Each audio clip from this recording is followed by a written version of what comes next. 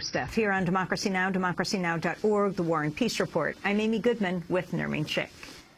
Before dawn on Monday morning, hundreds of police in riot gear raided the Occupy Oakland encampment in order to evict peaceful protesters. It was the second time the police had evicted protesters. A similar raid was conducted on October 25th. On Monday, more than 30 people who chose to remain as an act of civil disobedience were arrested. Later in the day, Mayor Jean Quan's chief legal advisor resigned over what he called the, quote, tragically unnecessary police raid. I visited the encampment on Sunday prior to the raid. It was a peaceful Sunday morning.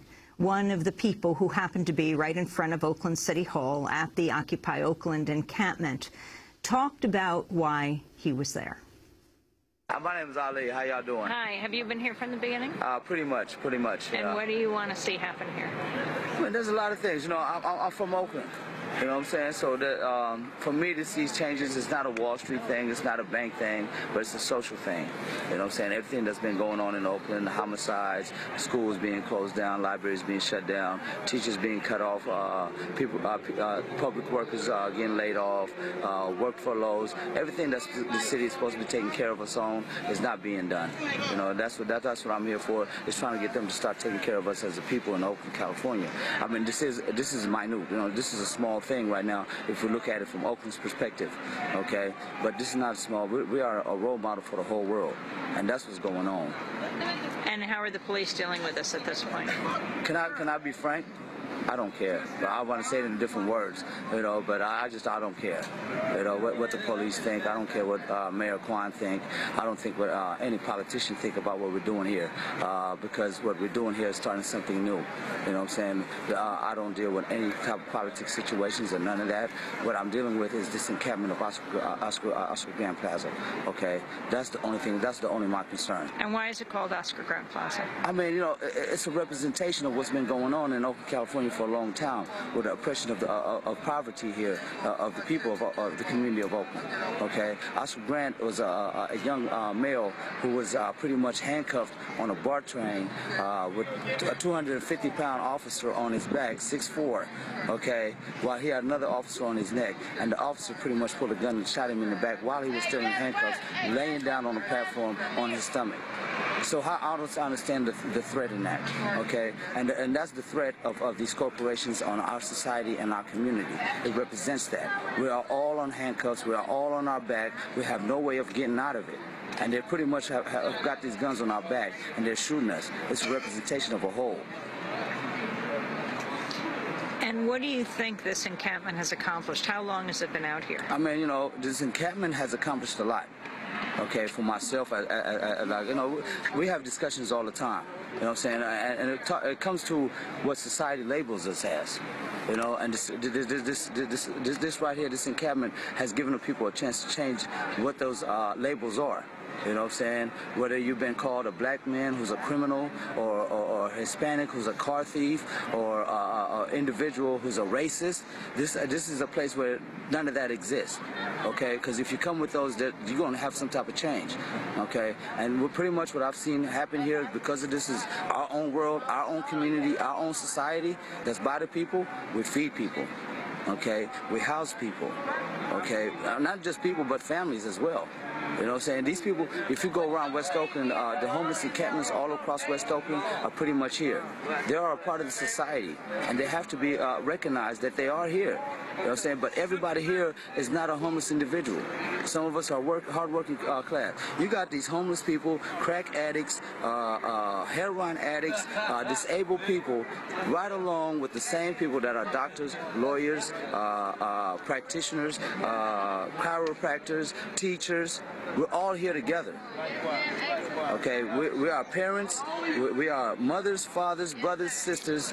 Everything here is together, no matter what label you put on us.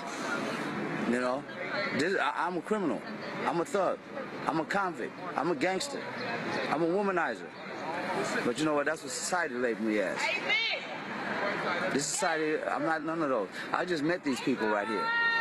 You know, I've just met you guys. Do you guys consider me as a thug or a criminal or anything? No. There we go. You know what I'm saying? And that's what's been going on in society, is that we have these labels upon ourselves, living in these low-income areas, and pretty much, like I was saying, is that we need to start showing the people. That was Ali at Occupy Oakland on Sunday morning. Within 24 hours, the encampment was raided, scores of people arrested. Oakland Mayor Jean Quan admitted in an interview with the BBC that she and leaders across various cities around the country experiencing Occupy protests, well, participated in a conference call.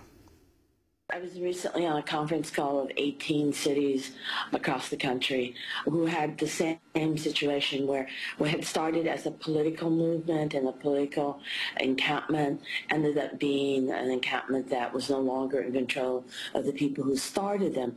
And what I think you're starting to see is that the Occupy movement is looking for more stability. I spent a lot of last week talking to peaceful demonstrators, ones who wanted to separate themselves in my city away from the anarchist groups who had been looking for a confrontation with the police.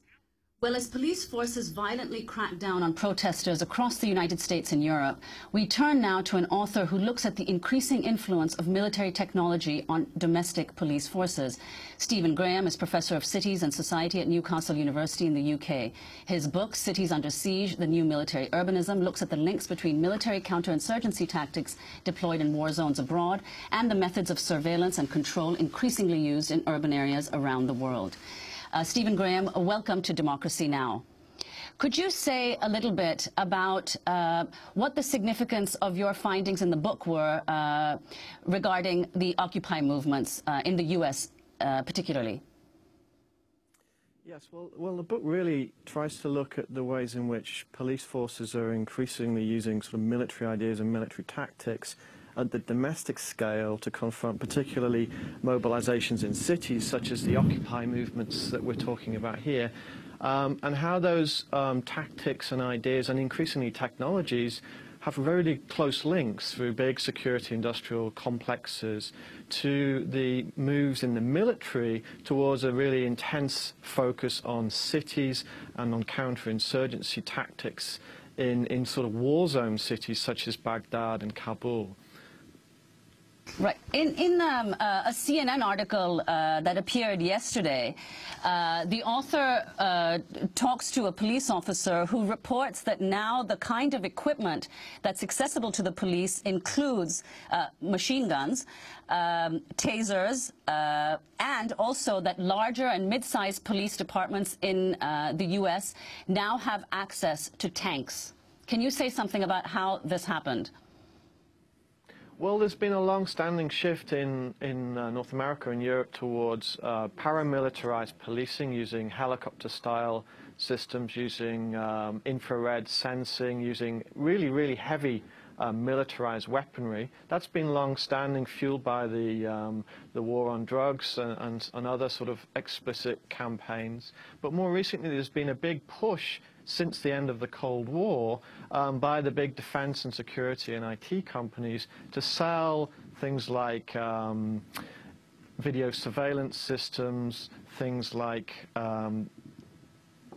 geographic mapping systems, and even more recently drone systems that have been used in the assassination raids in Afghanistan and in Pakistan and elsewhere as a sort of domestic policing technology. It's basically a really big booming market, particularly in a world where surveillance and security is being integrated into buildings, into cities, into transport systems on the back of the war on terror. And then talk about the issue of surveillance, whether we're talking about how the Occupy movements are being watched, surveilled, monitors. Very interesting to hear Oakland Mayor Jean Quan say on the BBC that they're coordinating. And they are coordinating with the FBI, they're coordinating with Homeland Security and dealing with these movements. So talk about the surveillance apparatus, something you know very well from Britain, and name names. What are the corporations involved? Well, there's a whole variety of corporations linked to university research departments, linked to large-scale data mining companies, linked to companies like Raytheon, who most people know of as making missile systems. Increasingly, they run border surveillance systems for things like the airline security and so on, which is a big thing in Europe and North America. But the key point really here is that surveillance is being used to try and track activist groups, permanently sort of monitoring them, using video systems, using database systems, and to allow infiltration. These are very much seen as movements that need to be infiltrated. In the UK, there's been a big scandal because of undercover police going into activist movements across Europe, green movements, social movements, and so on, with a view to sort of basically being informers and spies to allow police to sort of crack down on what is effectively completely legitimate democratic activity. What do you think the significance is, Stephen Graham, of the fact that protesters across the U.S., and it's been true in Europe as well, are increasingly characterized as somehow criminal, drug addicts or sexual predators, or somehow a sanitation or health hazard to the communities in which they're protesting? Can you say a little bit about how this works? Well, in the book and elsewhere, other authors are writing these things too. I think it's important to put this debate in a bigger context of how cities have changed. And cities in the last 20 or 30 years, particularly in North America, have become much more sanitized, much more controlled by questions of zero tolerance, by questions of really aggressive policing to clear out those that are deemed to be sort of not fitting a model of urban life which centers on consumption, which centers on business. So there's been a really powerful shift in cities to sort of criminalize homelessness, to criminalize panhandlers, to criminalize those not seen to belong in this what Neil Smith in New York has called the revanchist city, the city taking back spaces for the wealthy, effectively. That was very much Mayor Giuliani's strategy. So in a way, I think what the Occupy movement is so powerful at is demonstrating that by occupying public spaces around the world, and particularly these extremely symbolic public spaces, it's reasserting that the city is the foundation space for democracy. And we have to reassert that symbolically and with the actual groupings of the activists in space. So the internet is not enough. It's very much necessary to reassert that cities are political spaces which need to be used to mobilize social and political change. And you talk about how the population centers has so dramatically shifted, not only in the United States, but around the world, to the cities. And it's that question we'll end with, Stephen Graham.